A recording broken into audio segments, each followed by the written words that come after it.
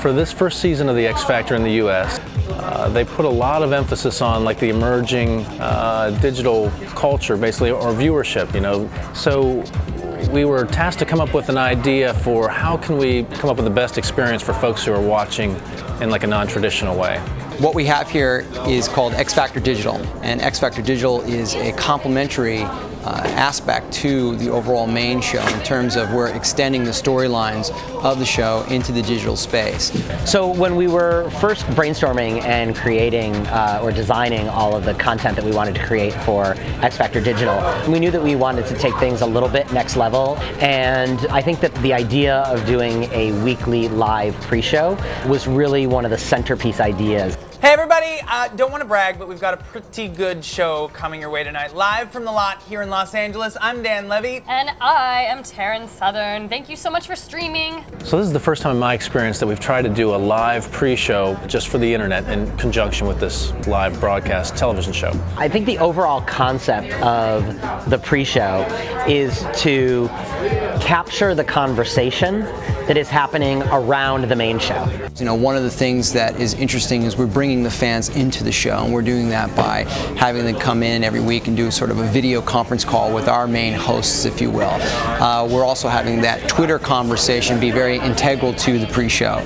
So while Simon's talking about a particular contestant, we'll scour for that particular tweet, and we'll have that tweet from that individual be on the screen at that exact time that he's discussing it. I think when people saw what it was, I think it exceeded expectations of what people imagined. I don't think anyone's ever seen, you know, a digital pre-show that ever looked like this digital pre-show.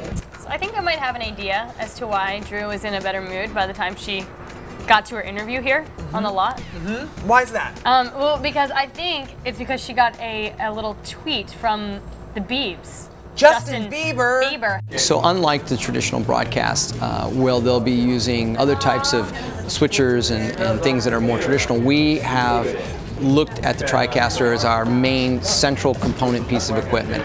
Everything runs through it. So we ran, I mean, up to 5 cameras at a time, and we ran, you know, a lot of tape packages when we ran this all in real time. Just we had a full director standing in, executive producers standing in doing the show, and the way that you would walk into our production, it would look like you're watching, you know, a live television show being produced. And on any TriCaster show that you do, people always walk in and they're just amazed that everything that you can do, and like it's all on the screen. I think one thing that NewTek will really actually help with, and the TriCaster in particular, is folks who are coming from a television background to be a lot more comfortable in it. I think it'll give them a lot bigger range. Perhaps the most interesting thing I could say about the TriCaster is that coming from a television background and typically doing any live programming that I've done in the past out of a truck, I don't know the difference. There's no question that equipment like the TriCaster are really making it possible for this type of programming to even exist. Simply because it works, it's reliable, it's flexible, it has a lot of features that traditional broadcast equipment doesn't have. It's the central hub of all of our content creation.